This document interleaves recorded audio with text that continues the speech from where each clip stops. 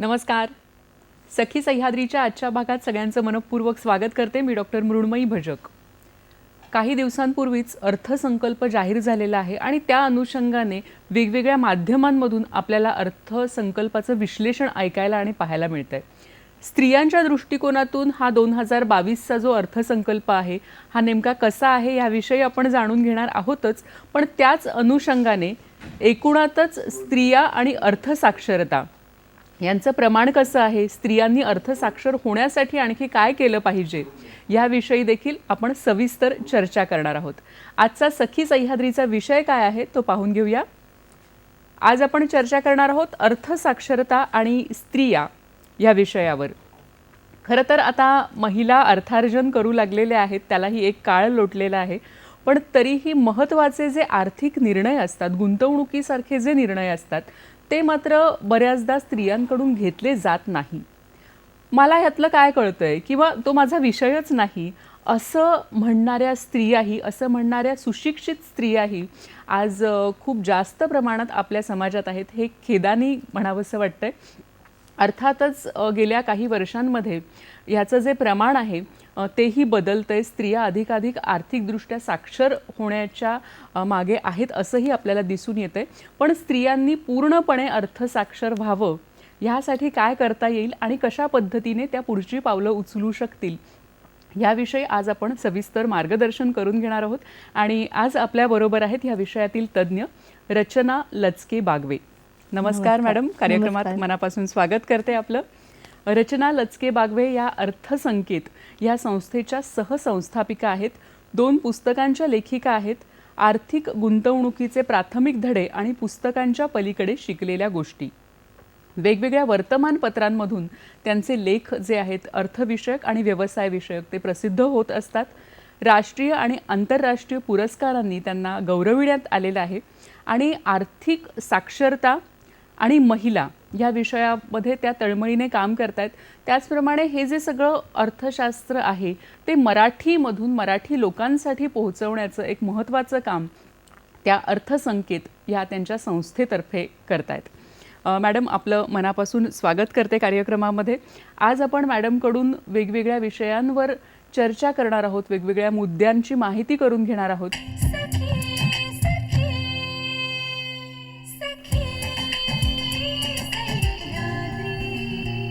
तर सुरुवात करूया. रचना मॅडम, नमस्कार पुन्हा एकदा. आणि तुम्ही अनेक वर्षांपासून या क्षेत्रामध्ये काम करतायत आणि या अनेक मुद्द्यांवर खरं तर आज आपल्याला बोलायचं आहे. पण सगळ्यात आधी आत्ताचा जो अर्थसंकल्प जाहीर झालेला आहे तर त्यातल्या ज्या तरतुदी आहेत तर त्याबद्दल थोडक्यात सांगा ना. नमस्कार.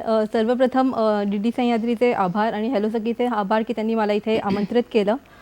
यंदाचा जो बजेट आहे जो मॅडमनी सांगितला त्याच्यामध्ये त्यांनी असा उल्लेख केला आहे की अमृतकाळाचा जो बजेट आहे म्हणजे अमृतकाळाचा जो ब्ल्यूप्रिंट असणार आहे येत्या 25 वर्षाचा त्यांनी तो उल्लेख सांगितलेला आहे. आणि याच्या अंदाजानुसार येत्या 25 वर्षानंतर जेव्हा भारताला 100 वर्ष होतील तेव्हा साधारण 50% लोक राहणार आहेत. म्हणजे 50% ग्रामीण भागात राहणार आणि 50% शहरी भागात राहणार आहेत. त्या अनुषंगाने त्यांचं काम चालू आहे. त्या अनुषंगाने इन्फ्रास्ट्रक्चर डेव्हलपमेंटवर त्यांनी प्रामुख्याने जोर दिलेला आहे. त्याचबरोबर रेल्वे डेव्हलपमेंट, पॉवर मध्ये पण सोलार पॉवर आणि साठी त्यांनी काम केलेलं आहे. आणि जर आपण पाहिलं तर गेले 2-3 वर्षांमध्ये जो कोविडचा काळ होता त्याच्यामुळे पूर्ण जगालाच फटका बसला आहे. पण भारताने त्याच्यातनं खूप चांगली उभारी घेतली आहे. आणि जो आता आपण GDP ग्रोथ बोलतो तो साधारण पुढच्या वर्षी आपण 9.5% अपेक्षित करतो असं मॅडमनी सांगितलंय. तर हा जो बजेट आहे हा प्रामुख्याने रुरल डेव्हलपमेंट आणि ग्रामीण विकासावर जास्त फोकस आहे असं मला वाटतं. नक्कीच. आता ह्यामध्ये तुम्ही अनेक गोष्टी सांगितल्यात. ह्यामध्ये स्त्रियांसाठी काही वेगळ्या तरतुदी आहेत का किंवा स्त्रियांनी लक्षात ठेवाव्यात अशा ह्या अर्थसंकल्पातल्या गोष्टी आपण बोलूया. या बजेटमध्ये स्त्रियांसाठी प्रामुख्याने 2 लाख अंगणवाडीचं डेव्हलपमेंट त्यांनी सांगितलंय. त्याच्यामध्ये 2 लाख अंगणवाडी जे आहेत त्याच्यामध्ये इन्फ्रास्ट्रक्चर डेव्हलपमेंट आणि ऑडिओ व्हिज्युअल्स ॲड करणार आहेत ज्याच्याने महिलांसाठी रोजगार निर्मिती होऊ शकते. त्याचबरोबर तालुका लेवलला हेल्थ युनिट्स चालू करणार आहेत. तर हेल्थ युनिट चालू केल्यामुळे नर्सेस आहेत, डॉक्टर्स आहेत किंवा जे हेल्पर्स आहेत त्यांना मदत होऊ शकते आणि त्याच्यासाठी 30% महिलांसाठी आरक्षण त्याच्यासाठी दिलेलं आहे. अच्छा.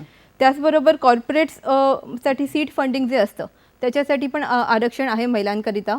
आणि इतर बाबतीमध्ये पण आपले जे सब बघतो आपण त्याच्यासाठी वेगवेगळ्या स्कीम्स महिलांसाठी ऑलरेडी गव्हर्नमेंट चालवतं, तर बरं. त्याचा आपण महिला उपयोग करून घेऊ शकतात.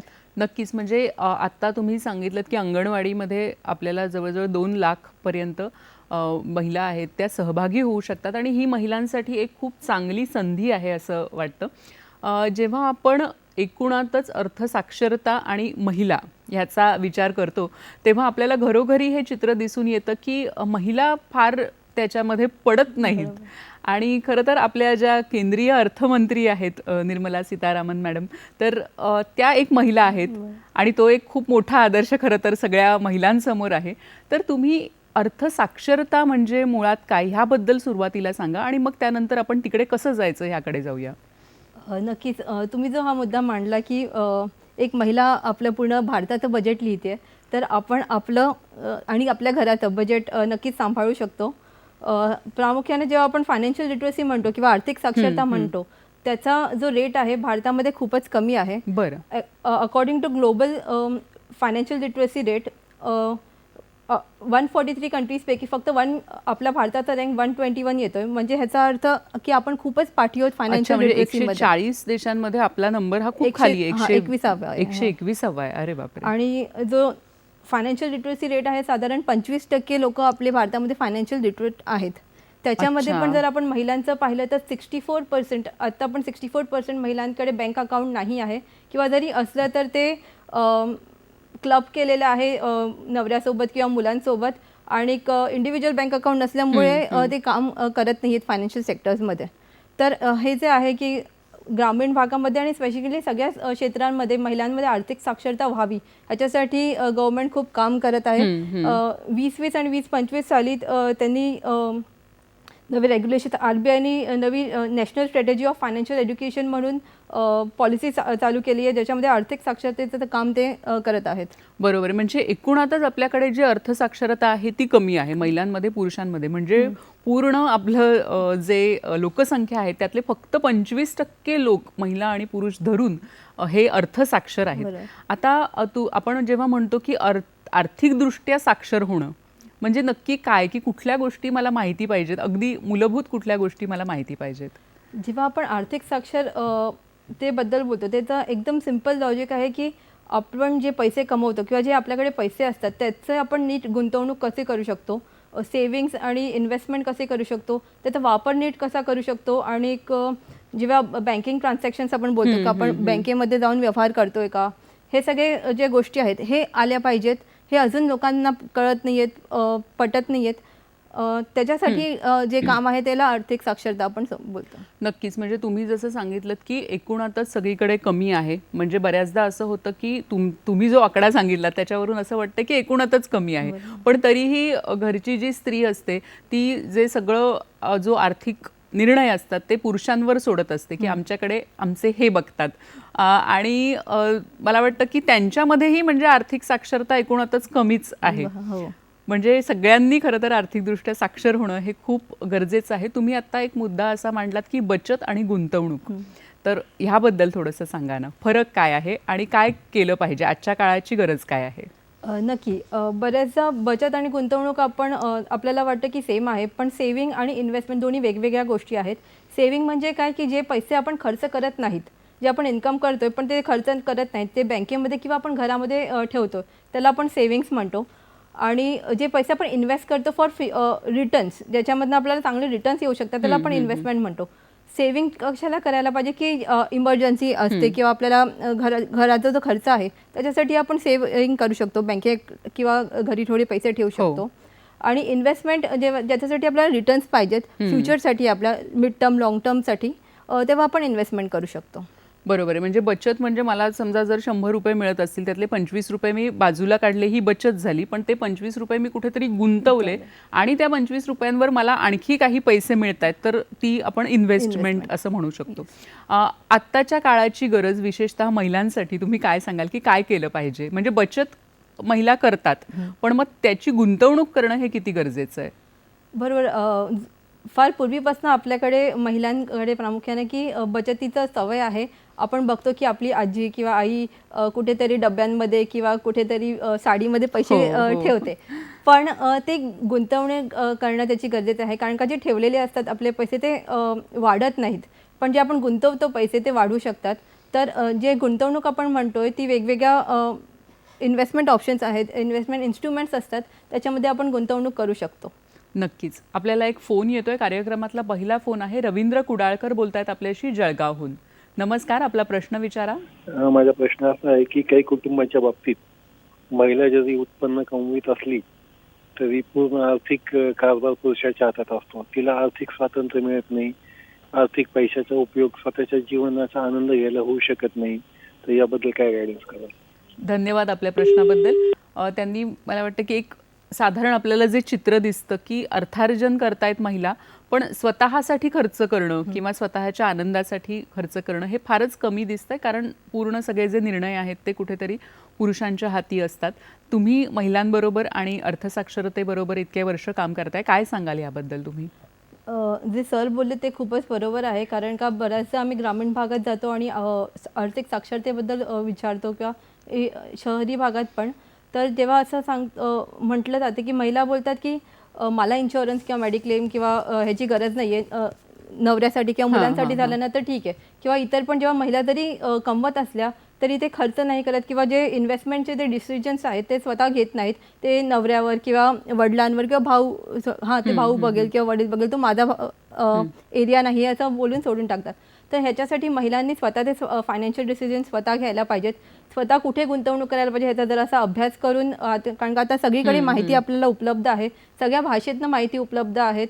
तर आपण इतर वेळेस जेव्हा आपण रेसिपीजचे आणि ह्याचे यूट्यूबला व्हिडिओज बघतो किंवा रील्स बघत असतो फेसबुकवर, तर त्याच्याऐवजी थोडेसं आपण गुंतवणूक आणि इन्व्हेस्टमेंटबद्दल पण जर माहिती घेतली तर नक्की सगळं महिलांना कळेल.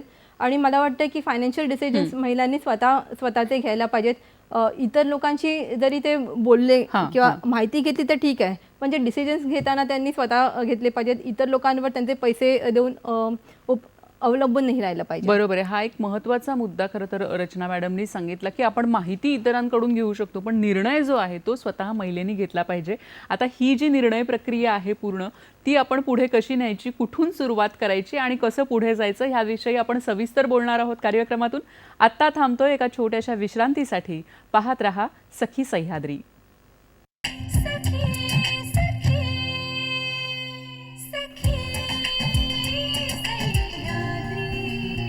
आर्थिक साक्षरता आणि स्त्रिया हा अतिशय एक महत्त्वाचा विषय आज आपण चर्चेसाठी निवडलेला आहे आणि आपल्याला मार्गदर्शन करतायत रचना लचके बागवे. खरं तर हा जो विषय आहे तो काहीसा क्लिष्ट असेल असं अनेक जणांना वाटतं आणि त्यामुळे तो फक्त क्लिष्ट आहे म्हणून मग आपण त्या वाटेलाच जायला नको असंही अनेक महिलांना वाटत असतं. पण सर्व सख्यांना मी हे सांगू इच्छिते की रचना मॅडम आज आपल्याला पूर्ण गुंतवणूक जी आहे ती कशी करायची, कुठून सुरुवात करायची ह्याविषयी व्यवस्थित आपल्याला मार्गदर्शन करणार आहेत. रचना मॅडम, तुम्ही काय सांगाल की अशा अनेक स्त्रिया आहेत की ज्यांनी आजवर कधीच गुंतवणूक केलेली नाही आहे किंवा ज्याला आपण फायनान्शियल प्लॅनिंग म्हणतो ते केलेलं नाही आहे, सुरुवात कुठून करायची, काय सांगाल?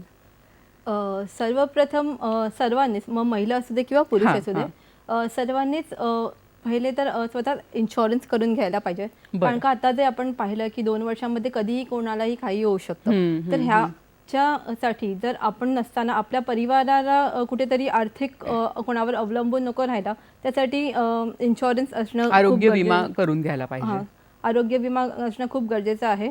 त्याचबरोबर मेडिक्लेम असणं गरजेचं आहे. हे जे आहे हे रिस्क कव्हर आणि प्रोटेक्शन कव्हर आपण बोलतो. तर जे बेसिक आहेत, त्याच्यानंतर आपण इन्व्हेस्टमेंटला चालू करतो. ओके. तर इन्शुरन्स आणि मेडिक्लेम हे आपल्याला कव्हर करतो आणि त्याच्यानंतर आपण इन्व्हेस्टमेंट कडे जातो. तर इन्शुरन्स आणि मेडिक्लेम असणं, कारण का मेडिक्लेम पण आपण बघतो आता कोणताही आजार असला तरी आपल्याला खूप लाखोंमध्ये खर्च करावा लागतो आणि ऐन वेळेला मग नातेवाईक किंवा आपले दागिने आणि असं न करता जे आपलं मेडिक्लेम असेल ते त्याला कव्हर करू शकतं.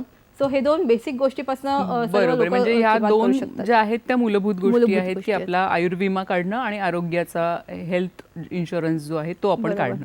त्याच्या पुढे काय करायचं? त्याच्या पुढे मग आपण एक गुंतवणूक करू शकतो. त्याच्यामध्ये आपल्याला 3 प्रकार येतात. एक नॉन रिस्क इन्व्हेस्टमेंट, एक रिस्क इन्व्हेस्टमेंट आणि एक मीडियम रिस्क इन्व्हेस्टमेंट.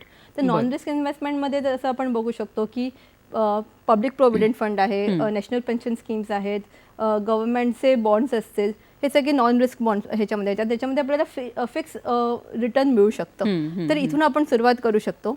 आणि आपण नेहमी गुंतवणूक करताना एक लक्षात ठेवायला पाहिजे की जेव्हा आपण गुंतवणूक करतोय तेव्हा जो आपला महागाई जो दर आहे किंवा त्याला आपण इन्फ्लेशन रेट म्हणतो, त्याच्यापेक्षा जे आपल्याला इन्व्हेस्टमेंट रिटर्न मिळतो तो नेहमी जास्त असायला पाहिजे. जर आज आपण पाहिलं तर आपला महागाई दर आहे 5.8%, तर जो आपल्याला रिटर्न मिळतोय तो त्याच्यापेक्षा जास्त असला पाहिजे, तरच त्या इन्व्हेस्टमेंटला उपयोगात आहे. नाहीतर मग ती इन्व्हेस्टमेंट करून जर महागाई दरापेक्षा आपल्याला कमी पैसे मिळत असतील तर मग ते आपले रिटर्न नेगेटिव्ह होतात पैसे. तर जेव्हा पण आपण इन्व्हेस्टमेंट करतो तेव्हा अशीच गुंतवणूक करा की ज्याच्यामध्ये आपला जो रिटर्न आहे तो महागाई दरापेक्षा जास्त असला पाहिजे. तर जेव्हा आपण सांगतो बरोबर, हे तुम्ही एका सिस्टम बद्दल सांगितलं की अशा प्रकारे आपण गुंतवणूक करू शकतो. पण सुरुवातीला त्याच्याही पेक्षा आधी मला असं विचारायचं की आपलं जे आर्थिक उत्पन्न असतं तर त्याच्या साधारण किती टक्के हे आपण गुंतवणूक करणं अपेक्षित आहे किंवा केलं पाहिजे? साधारण 30 ते 35% आपण गुंतवणूक करू शकतो. 30 ते 35%. बरं बरं बरं. कारण का इतर आपल्याला आजच्या काळामध्ये EMI चालू असतात, क्रेडिट कार्डचे पेमेंट्स असतात किंवा घर खर्च असतो, लोकांचे पगार असतात, तर त्याच्यामुळे मध्ये आपण 30% पर्यंत आपण इन्व्हेस्टमेंट करू शकतो. खरं तर 30 ते 35% हा जो तुम्ही आकडा सांगताय हा देखील बऱ्याच जणांसाठी खूप मोठा आकडा होऊ शकतो. कारण जे इतर खर्च असतात तर तेच बऱ्याचदा भागवणं हे खूप कठीण जातं. पण मी असं कुठेतरी वाचलं होतं की आधी आपण गुंतवणुकीसाठी पैसे बाजूला काढायला पाहिजेत आणि मग त्यानंतर उरलेल्या पैशामध्ये आपला जो इतर खर्च आहे तो आपण पुढे न्यायला पाहिजे. तर तुम्ही एक सांगितलं की पब्लिक प्रॉव्हिडंट फंड आणि आणखीही हल्ली खूप वेगवेगळ्या प्रकारचे पर्याय उपलब्ध आहेत, तर त्यांच्याबद्दल काय सांगाल तुम्ही? तुम्ही मगाशी एक इक्वेशन सांगितलं की पहिले आपण गुंतवणूक करायला पाहिजे आणि नंतर खर्च करायला पाहिजे. तर हा जो जेव्हा आम्ही आर्थिक साक्षरता करतो तर हा जो इक्वेशन आहे तो आम्ही नेहमी सांगतो की जे आपलं income minus investment is equals to our expenses. Okay. Otherwise आपण काय करतो की आताच्या काळात तर आपण पहिले एक्सपेन्सेस करतो, कारण का पहिले आपण EMI चालू करतो, नंतर इन्कम येते आणि नंतर मग राहिलं तर आपण इन्व्हेस्टमेंट खरंच आहे. तर तो जो इक्वेशन आहे तो चेंज करायला पाहिजे. पहिले इन्कम, नंतर इन्व्हेस्टमेंट आणि त्याच्यात राहिल्यावर एक्सपेन्सेस. पण हे सगळ्यांनाच होऊ शकतं, पॉसिबल असं नाहीये. काही काळानंतर आपण ते चालू करू शकतो. पण जेवढे पण साधारण 500 रुपयापासून पण आपण इन्व्हेस्टमेंटला चालू करू शकतो किंवा 100 रुपये. आता म्युच्युअल फंडमध्ये आपण 100 रुपयापासून पण इन्व्हेस्टमेंटला दरमहा 100 रुपये पण आपण करू शकतो. म्हणजे अगदी 30 ते 35% समजा जर मला आज शक्य नाहीये तर मी मला जे काही शक्य आहे तिथपासून आज गुंतवणुकीला सुरुवात करू शकते. बरोबर. तुम्ही आता म्युच्युअल फंड्स बद्दल सांगितलं तर तो देखील गुंतवणुकीसाठी एक चांगला पर्याय आहे आजच्या काळात, काय सांगाल? म्युच्युअल फंड हा उत्तम पर्याय आहे इन्व्हेस्टमेंटसाठी. कारण का आपण जेव्हा देशाची इकॉनॉमी बघतोय तर डेव्हलपिंग इकॉनॉमी आहे आणि परदेशातनं पण एक जे गुंतवणूक होते ते भारताच्या शेअर मार्केटमध्ये खूप जास्त प्रमाणात होते आणि share market is related to mutual fund. तर म्युच्युअल फंडचे जे इन्व्हेस्टमेंट आहे ते प्रामुख्याने शेअर मार्केटच्या शेअर्समधनं होते आणि ते शेअर्स आणि ह्याची किंमत वाढत असल्यामुळे म्युच्युअल फंडचा जो रेट आहे तो पण वाढतोय, जो रिटर्न रेट आहे. त्याच्यामुळे म्युच्युअल फंड खूप चांगली इन्व्हेस्टमेंट आहे. म्युच्युअल फंडमध्ये पण अनेक प्रकार आहेत. नक्कीच, ते पण आपण जाणून घेणार आहोत. आपल्याला एक फोन येतोय, तो घेऊया. स्नेहल आपल्याशी बोलतायत नालासोपाराहून. नमस्कार, आपला प्रश्न विचारा. माझं घर विकलं गेलं आहे आणि ते येणारे पैसे बँकेत येणार, तर ते गुंतवणूकसाठी मग त्याला टॅक्स बसेल ना, आणि तर टॅक्स बसत असेल तर ते कसे गुंतवणूक करू टॅक्स वाचवण्यासाठी? इंडियन बॉन्डमध्ये नॅशनल अथॉरिटी बॉन्ड्स घ्यावे लागतील आणि ते कुठे मिळतील, कसं नियोजन करू हे मला कळेल तर बरं होईल. धन्यवाद आपल्या प्रश्नाबद्दल. काय सांगाल मॅडम? जेव्हा आपण घर विकतो तेव्हा अकॉर्डिंग टू गव्हर्नमेंट रूल की घरातनं जे काही उत्पन्न आपल्याला येतं ते पुन्हा आपल्याला घरामध्येच इन्व्हेस्टमेंट करावं लागतं. मग ते घर असू दे किंवा लँड प्रॉपर्टी असू दे किंवा मग जे गव्हर्नमेंटचे हाऊसिंग बॉन्ड्स असतील किंवा आता रिअल इस्टेट फंड्स आला असेल त्याच्यामध्ये ते इन्व्हेस्टमेंट करून त्याचं टॅक्सचं वाचवू शकतात. अदरवाईज जर त्यांनी ते इन्कम ते दुसरीकडे वापरली तर त्यांना तो टॅक्स भरावा लागेल. अच्छा. तर मग ती जी इन्कम आहे ते कुठेतरी दुसरीकडे तुम्ही पुन्हा प्रॉपर्टीमध्ये इन्व्हेस्टमेंट करू शकता किंवा फार्मलँड घेऊ शकता, प्लॉट्स घेऊ शकतात किंवा मग हाऊसिंग जे बॉन्ड्स असतील त्याच्यामध्ये ते इन्व्हेस्ट करू शकता. हाऊसिंग बॉन्ड्स काय आहेत? हाऊसिंग रिअल इस्टेट बॉन्ड्स आलेले आहेत, त्याच्यामध्ये आपण त्याचे युनिट्स घेऊ शकतो. अच्छा. नक्कीच, म्हणजे खरं तर गुंतवणुकीचे खूप वेगवेगळे पर्याय आपल्याला उपलब्ध आहेत. तुम्ही आणखी सांगत होतात गुंतवणुकीविषयी. हो, गुंतवणुकीविषयी जसं मी म्हणाले की म्युच्युअल फंड आहे, शेअर मार्केट आहे, यामध्ये पण आपण चांगलं गुंतवणूक करू शकतो. आता गेले 2 वर्षांमध्ये बघाल तर तुम्ही शेअर मार्केटचा जो रेट आहे खूप वाढलेला आहे. सेन्सेक्स आणि निफ्टी खूप वाढलेला आहे आणि त्याच्यामध्ये रिटर्न्स पण खूप चांगला आहे. आणि 2 वर्ष बरेच लोक सगळेच घरी बसल्यामुळे आणि अनेकांचे जॉब गेल्यामुळे किंवा व्यवसाय बंद झाल्यामुळे लोकांनी इन्व्हेस्टमेंट किंवा इन्कम सोर्स म्हणून शेअर मार्केट स्वीकारलं आहे. बरोबर आहे. आज अनेक लोक आणि विशेषतः महिला देखील अनेक शेअर मार्केटकडे वळताना दिसत आहेत. पण तरी आपल्याकडे एक पारंपरिक असा समज आहे की शेअर मार्केट म्हणजे खूप जास्त रिस्क असते. त्याबद्दल काय सांगाल? शेअर मार्केट म्हणजे रिस्क आहेच, पण जर तुम्ही अभ्यासपूर्वक गुंतवणूक केली तर ती रिस्क तुम्ही कमी करू शकता. त्याचबरोबर जर तुम्ही ब्ल्यूचिप कंपनीचे शेअर्स घेतले किंवा अभ्यास करूनच शेअर विकत घेतले तरच तुम्ही प्रॉफिट करू शकता. कारण का शेअर मार्केटमध्ये पण अनेक प्रकारचे अभ्यास आहेत, त्याच्यामध्ये टेक्निकल ॲनालिसिस असतं, फंडामेंटल ॲनालिसिस असतं. ते अभ्यास करून तुम्ही गुंतवणूक करू शकता. म्हणजे त्याचा अभ्यास करणं खूप गरजेचं आहे. त्याच्यासाठी काही सुरुवातीला प्रशिक्षण घेणं पण गरजेचं आहे शेअर मार्केटमध्ये गुंतवणुकीच्या आधी?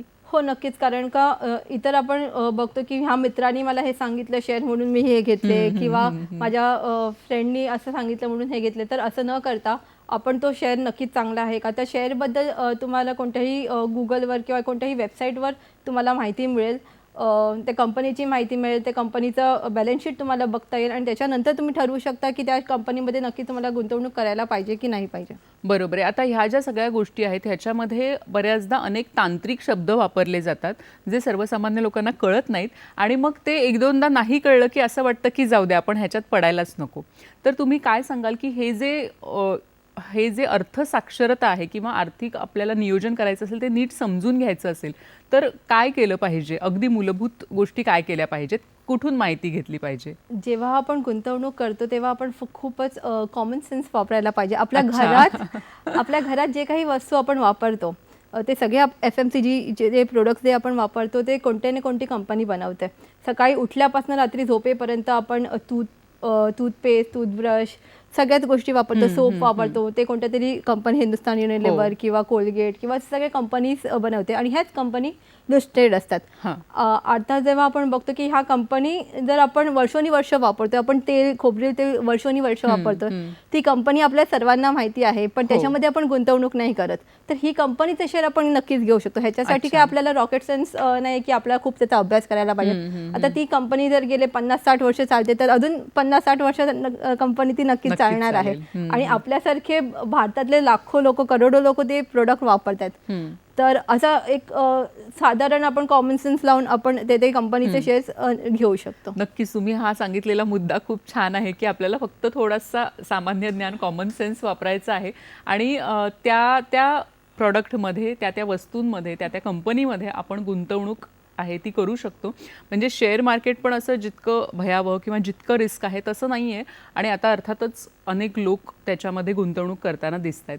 आपण जेव्हा स्त्रियांबद्दल बोलतो तेव्हा स्त्रिया अनेक पातळ्यांवर काम करत असतात. घर आहे, नोकरी आहे, व्यवसाय आहे, उद्योग आहे. पण मग हे सगळं करत असताना आर्थिक निर्णयांच्या बाबतीत त्या मागे का पडतात? तुम्हाला काय वाटतं? बऱ्याचदा असं दिसून येतं की त्यांना आर्थिक जे डिसिजन्स आहेत ते त्यांना स्वतःला नसते घ्यायचं आहे. कारण का त्यांना असं वाटतं की त्यांना त्याच्यातलं काही कळतच नाही. पण मुळात मला असं नाही वाटत, कारण का इतर गोष्टीमध्ये, इतर प्लॅनिंग्समध्ये जर स्त्रिया खूप चांगलंरित्या प्लॅनिंग करू शकतात तर आर्थिक प्लॅनिंग पण ते खूप चांगलं करू शकतात. हा माझा ठाम मुद्दा आहे. तर फक्त त्याच्यामध्ये थोडंसं लक्ष दिलं पाहिजे बायकांनी की स्त्रियांनी की थोडासा अभ्यास करून आपण गुंतवणूक करायला पाहिजे. इतर ठिकाणी जेव्हा आपण आपला फ्री टाईम असतो तेव्हा इतर गोष्टी न करता आपले पैसे कसे वाढतील आणि कुठे आपल्याला गुंतवायला पाहिजे ह्याचा जर अभ्यास केला ना तर नक्कीच त्यांच्या आणि त्यांच्या कुटुंबासाठी ते खूप फायदेशीर राहील.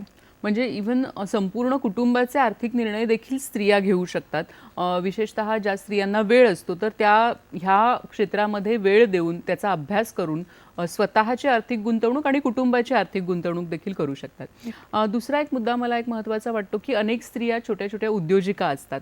आता ज्या नोकरदार असतात तर त्यांचे इन्कम टॅक्स रिटर्न्स जे आहेत ते आपोआप फाईल होतात, पण उद्योजिका आहेत तर त्या स्वतःहून फार या बाबतीत जागरूक दिसत नाहीत की अनेक वर्ष उद्योग करतायत पण इन्कम टॅक्स रिटर्न्स फाईल केलेले नसतात. तर तुमचा काय अनुभव आहे आणि अशा स्त्रियांसाठी तुम्ही काय सांगाल? गेले 8 वर्ष अर्थसंकेतमध्ये काम करताना आम्हाला ते जाणवलं आहे की ज्या स्त्रिया आहेत त्या बऱ्याचदा टाळतात रिटर्न फाईल्स करणं. तर असं न करता स्त्रिया असू दे किंवा पुरुष पण किंवा आहेत की जे रिटर्न फाईल्स करत नाहीत. 10-15 वर्ष व्यवसाय करून पण रिटर्न फाईल्स होत नाहीत.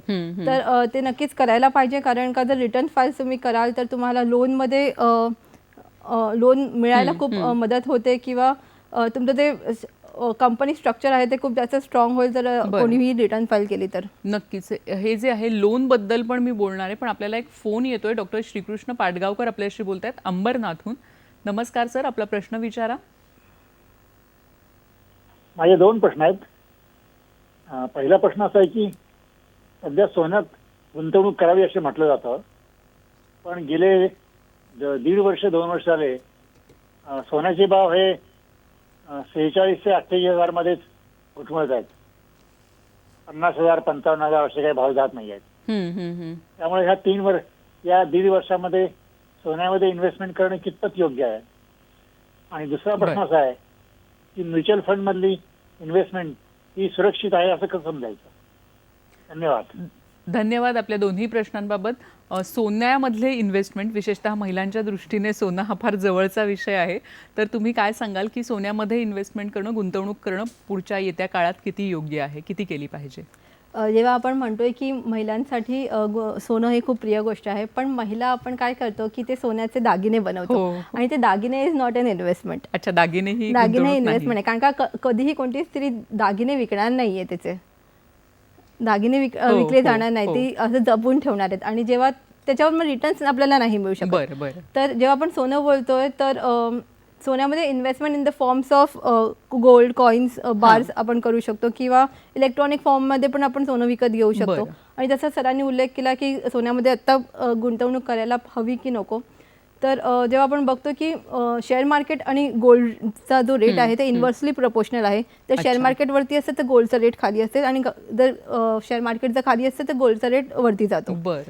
तर फक्त गोल्डमध्ये इन्व्हेस्टमेंट न करता आपल्याला एक पोर्टफोलिओ असायला पाहिजे. गोल्डचा एक भाग असला पाहिजे, त्याच्यामध्ये 10 ते 20% गोल्डमध्ये तुम्ही इन्व्हेस्ट करा.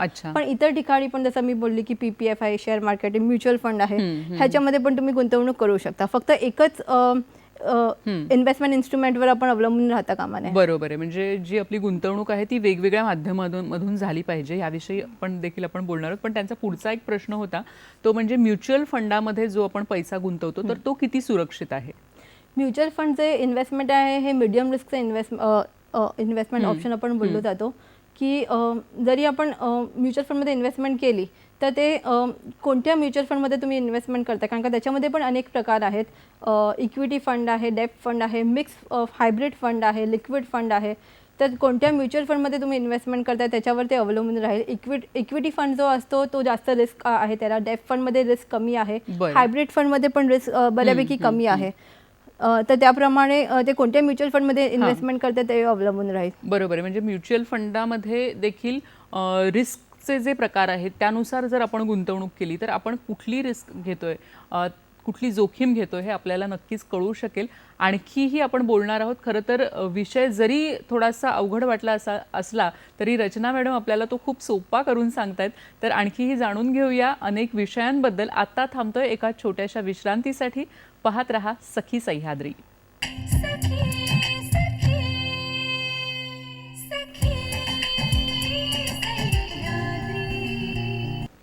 नमस्कार. विश्रांतीनंतर सगळ्यांचं मनपूर्वक स्वागत करते. अर्थसंकल्प नुकताच जाहीर झालेला आहे आणि त्यानिमित्ताने अर्थसाक्षरता आणि स्त्रिया या विषयावर आपण बोलतोय. आपल्याला मार्गदर्शन करतायत अर्थसंकेत या संस्थेच्या सहसंस्थापिका रचना लचके बागवे. मॅडम, मगाशी आपण वेगवेगळ्या विषयांवर बोललो, त्यामध्ये लोन घेणं हा एक विषय आला होता आणि आज आपण बघतोय की स्त्रिया वेगवेगळ्या क्षेत्रामध्ये उद्योग करतायत, उद्योजिका बनतायत. तर लोन घेणं हे कितपत आवश्यक आहे स्वतःचा जो उद्योग आहे किंवा व्यवसाय आहे तो वाढवण्यासाठी? कारण आपल्याकडे एक खूप पारंपरिकरित्या असं म्हटलं जायचं की कर्जबाजारी नाही व्हायचं किंवा कर्ज जास्त काढायचं नाही. त्याबद्दल तुमचं काय मत आहे? कर्ज काढा तुम्ही, पण ते फेडा देखील. आणि आता गव्हर्नमेंट आणि बँकेकडे खूप चांगल्या चांगल्या योजना आहेत. खास करून महिलांकरिता जो रेट आहे तो पण कमी आहे. अच्छा. तर जे लोनमध्ये इन्व्हेस्टमेंट खूप चांगल्या प्रकारे लोन घेऊ शकतात बायका. आणि त्याच्यामधनं जे ते लोन घेणार आहात त्याच्यामधनं स्वतःचा व्यवसाय कसा वाढेल ह्याच्यावर काम करा. फक्त जर आपण लोन घेतोय तर ते जर समजा आपण उद्योगासाठी लोन घेतो आणि ते पर्सनल गोष्टीसाठी वापरलं तर ते अयोग्य राहील. कारण का बऱ्याचदा आपण बघतो की लोन घेतो, व्यवसायासाठी आपण लोन दाखवतो की आपल्याला बिझनेससाठी लोन मिळत आहे, मुद्रा लोन बघाल किंवा इतर पण लोन आहेत आपल्याकडे, पण त्याचा जो उपयोग आहे तो वेगळ्या कारणासाठी होतो. तो असं न करता ज्या कारणासाठी तुम्ही तो घेतलेला आहे लोन त्याच कारणासाठी तो वापरा, तरच तो फायदेशीर राहील. नक्कीच. तुम्ही मगाशी आणखी एक मुद्दा सांगितला, तो म्हणजे गुंतवणुकीचे वेगवेगळे इन्स्ट्रुमेंट्स. जसं तुम्ही सांगितलं की सोन्यामध्ये एक साधारण 20% आपण गुंतवणूक केली पाहिजे. तर इतर कोणते कोणते पर्याय आहेत आणि त्यामध्ये साधारण काय सांगाल की किती टक्के गुंतवणूक करावी? प्रत्येकाचं रिस्क ॲपेटाईट वेगळं असतं. प्रत्येकाच्या वयोमानाने आणि त्याच्या फायनान्शियल बॅकग्राऊंडनुसार माणूस इन्व्हेस्टमेंट करतो. तर आता जे आपण मार्केटमध्ये बघतो तर वेगवेगळे प्रकारचे इन्व्हेस्टमेंट्स ऑप्शन्स अवेलेबल आहेत. जे खूप वयस्कर आहेत, ज्यांना रिस्क नाही घ्यायची आहे, तर ते जे कमी रिस्कवाले ऑप्शन्स आहेत त्याच्यामध्ये ते इन्व्हेस्टमेंट करू शकतात. जसं काय PPF आहे किंवा NPS आहे. NPS पण खूप चांगलं ऑप्शन आहे. नॅशनल पेन्शन स्कीम आहे किंवा गव्हर्नमेंट बॉन्ड्स आहेत ज्यात रिस्क कमी आहे. जे तरुण मंडळी आहेत 20-30मध्ये आहेत ते जास्त रिस्क या काळामध्ये घेऊ शकतात. तर त्याच्यामध्ये त्यांनी जे रिस्कवाले ऑप्शन्स आहेत जसे शेअर मार्केट आहे किंवा म्युच्युअल फंड आहे त्याच्यामध्ये ते गुंतवणूक करू शकतात. एकूणच सर्व व्यक्तींकडे पोर्टफोलिओ असणं खूप गरजेचं आहे. म्हणजे माझ्याकडे पैसे आहेत म्हणून मी ते सगळे पैसे म्युच्युअल फंडलाच ठेवीन असं न करता काही अमाऊंट त्याच्यातली मी पब्लिक प्रॉव्हिडंट फंडला ठेवते, काही मी NPS करेन, काही गोल्डमध्ये इन्व्हेस्ट करेन. गोल्डमध्ये इन्व्हेस्ट करताना आपल्याला लक्षात ठेवायला पाहिजे की ते गोल्ड बॉन्ड्स आपण घेऊ शकतो किंवा फिजिकल फॉर्मॅटमध्ये जरी आपण घेतलं तर गोल्ड कॉईन्स किंवा गोल्ड बार्स किंवा सिल्वरमध्ये पण आपण त्या सेम फॉर्ममध्ये इन्व्हेस्ट करू शकतो. प्रॉपर्टी इन्व्हेस्टमेंट पण होऊ शकते प्रॉपर्टीमध्ये. पण आपण जेव्हा बघतो की प्रॉपर्टी इन्व्हेस्टमेंट बोलतो तर जेव्हा जे आपलं राहतं घर आहे किंवा ज्या घरामध्ये आपण जाऊन राहणार आहोत तर ती प्रॉपर्टी इन्व्हेस्टमेंट न धरता जिथे आपण न राहणार आहोत किंवा आपण दुकानाचा गाळा घेतलाय तर ती इन्व्हेस्टमेंट होऊ शकते. बरोबर आहे. म्हणजे घराची जेव्हा आपण म्हणतो की गुंतवणूक आपण घरात करतो तेव्हा आपण जे राहतं घर आहे ती गुंतवणूक होत नाही. आत्ता सध्या तुम्ही काय सांगाल की घरामध्ये किंवा रिअल इस्टेटमध्ये गुंतवणूक करणं हे कसं आपल्याला फायदेशीर ठरू शकतं किंवा कितपत फायदेशीर ठरू शकतं, ते योग्य आहे का? नक्कीच. रिअल इस्टेट हा एक असा इन्व्हेस्टमेंट ऑप्शन आहे की ज्याचे रेट्स कधीच तुम्ही बघाल तर कमी नाही होत आहेत. तर एकूणच चांगला पर्याय आहे इन्व्हेस्टमेंट कुठेही. आणि आत्ता जर बघाल की मुंबईच्या बाहेर किंवा जे शहरांच्या बाहेरच्या पॅरिफेरी जर आपण बोलतो की शहराच्या बाहेर इन्व्हेस्टमेंट खूप जास्त प्रमाणात वाढली आहे. मग ते कोकणात असू दे किंवा इतर ग्रामीण भागामध्ये पण रिअल इस्टेटचे दर वाढत आहेत. जर पुण्यामध्ये पण आता बघाल तर त्याचे दर खूपच वाढलेले आहेत. म्हणजे मुंबई आणि पुण्याचे दर एकूण सारखेच असतील रिअल इस्टेटचे. तर असे पुण्याचं पण बाहेर खूपच प्रमाण वाढलेलं आहे रिअल इस्टेट डेव्हलपमेंटचं. तर रिअल इस्टेट डेव्हलपमेंट नक्की चांगलं आहे आणि कुठे त्याच्यामध्ये तुम्ही इन्व्हेस्टमेंट करताय ते पुन्हा बघायला पाहिजे. आता ही जी गुंतवणूक आहे की घरामध्ये किंवा रिअल इस्टेटमध्ये, तर ती साधारण कोणत्या भागामध्ये केली तर आपल्याला त्याचे जास्त परतावे मिळू शकतात, तर त्याबद्दल तुम्ही काय सांगाल? म्हणजे जो भाग पूर्णपणे आज व्यवस्थित डेव्हलप झालेला आहे अशा भागामध्ये की अजून होतोय अशा भागामध्ये गुंतवणूक करायला पाहिजे? नक्कीच. ह्याच्यामध्ये जर आपण बघाल की काही वर्षापूर्वी कल्याण अंबरनाथ हा जो पट्टा आहे ह्याचे जे रेट्स आहेत ते खूपच कमी होते आणि आज जर तुम्ही बघाल ते नाही म्हटले तरी 30-40% वाढलेले आहेत त्याचे रेट्स. तर तेव्हा तो जो काळ होता तो इतका डेव्हलप नव्हता आणि आता जो आहे तो खूपच तिकडे डेव्हलपमेंट होत आहे. तिकडे आता मोठे मोठे टॉवर्स येत आहेत. तर अशामध्ये तुम्ही जेव्हा गुंतवणूक करता तेव्हा अभ्यासपूर्वक गुंतवणूक करायला पाहिजे की जो एरिया आहे तो आता डेव्हलपमेंट होईल फ्युचरमध्ये, तशा प्रमाणे तुम्ही तो गुंतवणूक केली तर योग्य राहील. नक्कीच. जसा आता घर हा एक मुद्दा आहे की गुंतवणूक आपण इथे करू शकतो, तसंच शेअर्स हे देखील एक मोठं मार्केट आहे आणि जे आपण घरातून ऑपरेट करू शकतो. तर त्याबद्दल काय सांगाल, त्याचे फायदे काय सांगाल? शेअर मार्केट खूपच सोपे आहे इन्व्हेस्टमेंट करायला. आपल्याला बऱ्याचदा असं वाटतं की शेअर मार्केट आम्हाला काही करणार नाही, पण हार्डली 10 ते 15 मिनटामध्ये आपण अकाउंट ओपन करू शकतो. तर मग कोणत्याही कंपनीमध्ये म्हणजे कोणत्याही ब्रोकरकडे तुम्ही ते अकाउंट ओपन करू शकता आणि जे काही आहे ते सगळं लिगल फॉर्ममध्ये होतं, कारण का सेबी रेग्युलेटर आहे. पण फक्त तुम्ही जेव्हा गुंतवणूक करता तेव्हा कुठे गुंतवणूक करता ते फक्त अभ्यास करायला पाहिजे, कारण का ह्याच्यामध्ये बऱ्याच प्रकारचे गुंतवणूक असतात. एक तर ट्रेडिंग असते, इंट्राडे ट्रेडिंग असते, फ्युचर्स अँड ऑप्शन असतात आणि एक लॉंग टर्म इन्व्हेस्टमेंट असतं. तर आपण जेव्हा बोलतो की रिस्क आहे, तर ते कोणासाठी रिस्क आहे? जेव्हा ते इंट्राडे ट्रेडिंग करतात किंवा ते फ्युचर ऑप्शन्समध्ये करतात त्याच्यामध्ये त्यांना जास्त रिस्क आहे. पण तुम्ही शेअर्स घेऊन ठेवलेत 10, 15, 20 वर्ष घेऊन ठेवलेत तर त्याच्यामध्ये फारशी रिस्क नाही आहे. आणि जेव्हा आपण शेअर्स म्हणतो, जर आपण डायरेक्ट शेअर्समध्ये इन्व्हेस्टमेंट केले तर 3 प्रकारे आपल्याला त्याचे फायदे होऊ शकतात. एक तर शेअरची किंमत वाढू शकते, त्याला आपण कॅपिटल ॲप्रिसिएशन म्हणतो. समजा आज मी 100 रुपयाला शेअर घेतला आहे, तो 2 वर्षानंतर 200 रुपये झाला, तर कॅपिटल ॲप्रिसिएशन म्हणतो आपण त्याला. नंतर आपल्याला शेअर्सचे डिव्हिडंड मिळू शकतात. जसं आपण बँकेमध्ये ठेवतो आणि आपल्याला इंटरेस्ट मिळतो, तसं इकडे जेव्हा आपण शेअर्स घेतो कंपनीचे तेव्हा ते डिव्हिडंड देतात. जेव्हा कोणत्याही कंपनीला फायदा होतो तर ती ग्रोथ होते आणि कंपनी काम ह्याच्यासाठीच करते की त्यांनी ग्रो व्हावं. तर तेव्हा जेव्हा त्यांना फायदा होतो, त्यांचं प्रॉफिट वाढतं, तेव्हा ते सगळ्या शेअर होल्डर्सला त्यांचे रिटर्न म्हणजे आनंद देतात, त्यांना ते डिव्हिडंड फॉर्ममध्ये देतात. त्याचबरोबर आपल्याला बोनस मिळू शकतो, म्हणजे एकावर एक शेअर आपल्याला फ्री मिळू शकतं.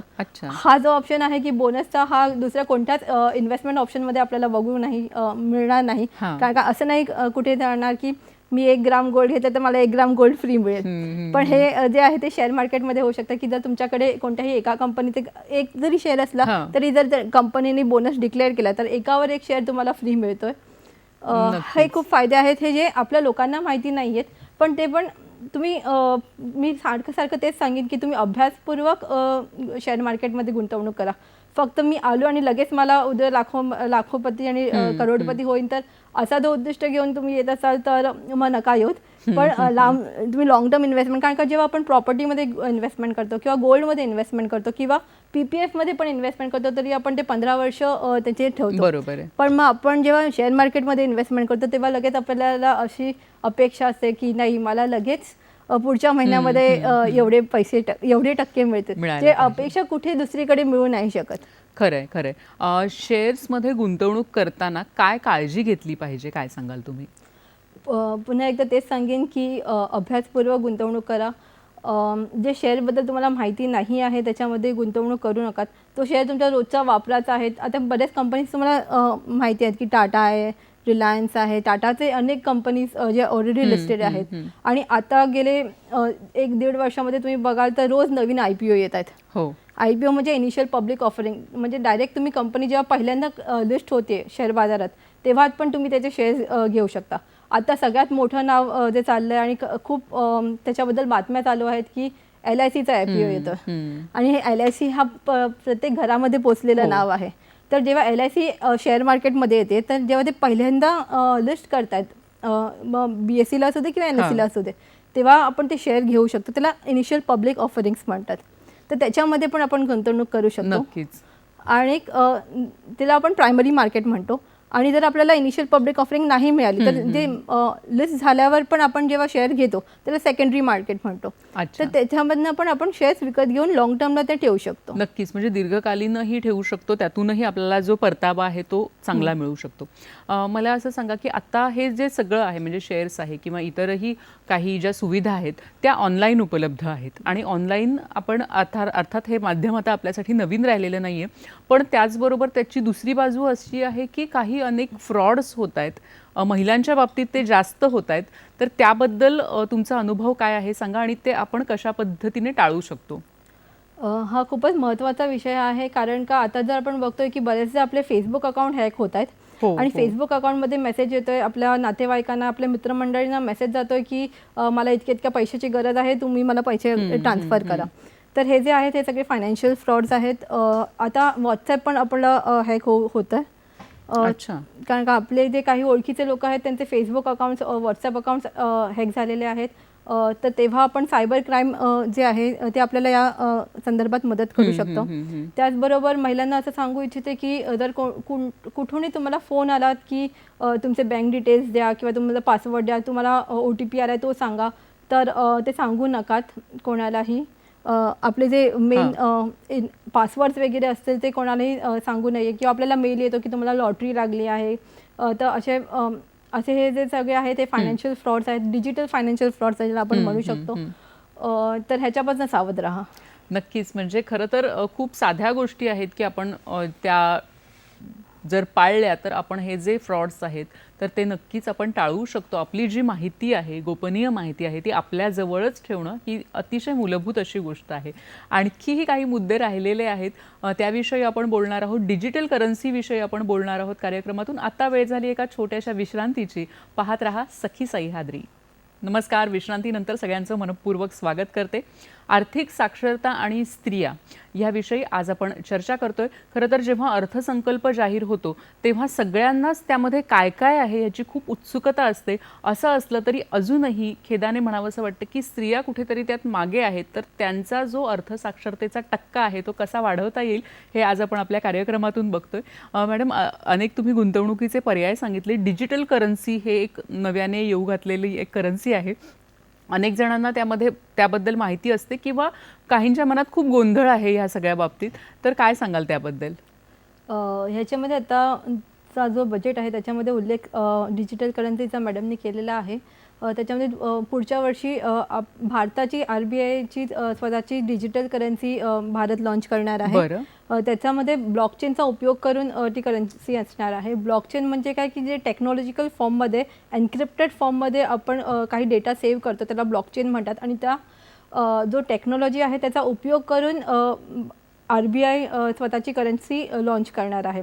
आता सध्या आपल्याला अशी पण माहिती आहे की क्रिप्टो करन्सी बऱ्याचदा लोक करतात की क्रिप्टो करन्सीमध्ये इन्व्हेस्टमेंट आपण करूया. तर आताच्या बजेटमध्ये जे पण कोणी क्रिप्टो करन्सीमध्ये इन्व्हेस्टमेंट करताय तर त्याच्या प्रॉफिटमध्ये त्यांना 30% टॅक्स गव्हर्नमेंटनी सांगितलेलं आहे.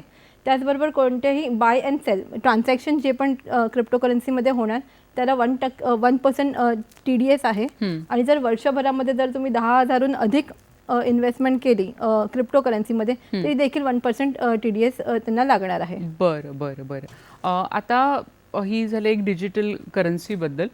आर्थिकदृष्ट्या सक्षम होणं स्त्रियांनी, हे आपण अनेक वर्षांपासून म्हणतो की स्त्रिया ह्या आर्थिकदृष्ट्या सक्षम झाल्या पाहिजेत. आज आपण बघतोय की अनेक स्त्रिया इवन ग्रामीण भागामध्ये देखील अनेक स्त्रिया सक्षम आहेत. पण कधी कधी अनेक विरोधाभास देखील आपल्याला आढळून येतात की स्त्रिया आर्थिकदृष्ट्या मुळात सक्षम नाही आहेत. म्हणजे आता गुंतवणूक वगैरे हे सगळं तेव्हा येतं की जेव्हा स्त्री काहीतरी कमवत असते तेव्हा. तर त्याविषयी काय सांगाल की स्त्रियांनी आर्थिकदृष्ट्या सक्षम होणं किती गरजेचं आहे आणि कसं व्हावं? नक्कीच. आपण जेव्हा बघतो की पूर्ण भारतामध्ये असेही काही घटक आहेत महिलांचे की फक्त आर्थिक साक्षर नसल्यामुळे त्यांना त्यांच्या पतीवर अवलंबून राहावं लागतंय किंवा त्यांना त्या संसारामधनं बाहेर नाही पडू शकत. कारण का ते आर्थिक साक्षर नाही आहेत. अब्युझिव्ह मॅरेजेस जेव्हा आपण बोलतो तेव्हा ती परिस्थिती बायकांमध्ये येते की आता मी ह्याच्या पुढे कुठे जाऊ. म्हणजे एक हतबलता असते की मला फक्त मी आर्थिकदृष्ट्या साक्षर नाहीये त्यामुळे मग त्या घरामध्ये किंवा जे अत्याचार तुम्ही जसं म्हणालात की ते सहन करावे लागतात. हां, तर त्याच्यासाठी आपल्याला आर्थिक साक्षर होणं खूप गरजेचं आहे. स्वतःचे इन्व्हेस्टमेंटचे, फायनान्शियल इन्व्हेस्टमेंटचे ऑप्शन्स, इन्व्हेस्टमेंट डिसिजन घेणं खूप गरजेचं आहे. नक्कीच. तुम्ही काय सांगाल की एकूणातच आर्थिक साक्षरता वाढली पाहिजे, विशेषतः महिलांमध्ये ही जी आर्थिक साक्षरता ही वाढली पाहिजे आणि लहानपणापासून त्याची बीजं कुठेतरी रुजली गेली पाहिजेत. मला असं वाटतं की उदाहरणार्थ सायन्सचे जे विद्यार्थी आहेत मी माझ्यावरूनच सांगते की जे सायन्सचे विद्यार्थी त्यांच्यासाठी अर्थशास्त्र हा विषय कुठेही शाळेत नसतो, कॉलेजमध्ये नसतो आणि फक्त जर ज्यांना इंटरेस्ट आहे तेच लोक तिथे जातात. तर तुम्ही काय सांगाल ह्याबद्दल की कशा पद्धतीने अर्थसाक्षर झालं पाहिजे?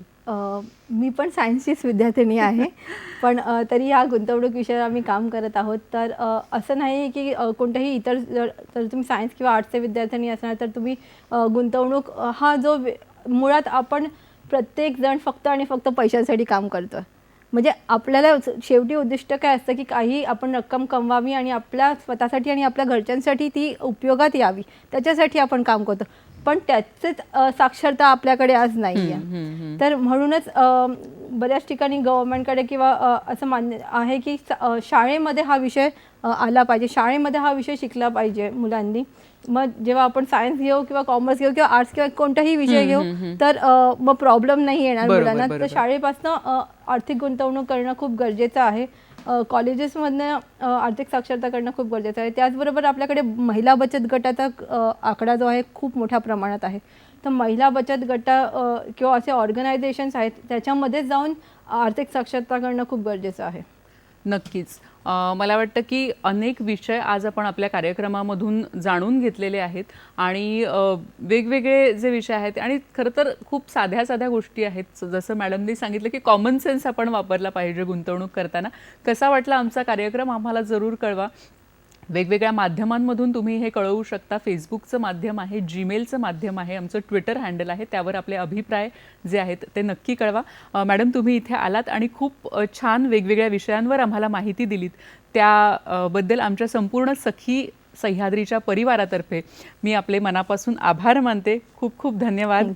आपण पुन्हा भेटूया नवीन कार्यक्रमात नवीन विषयासह. नमस्कार.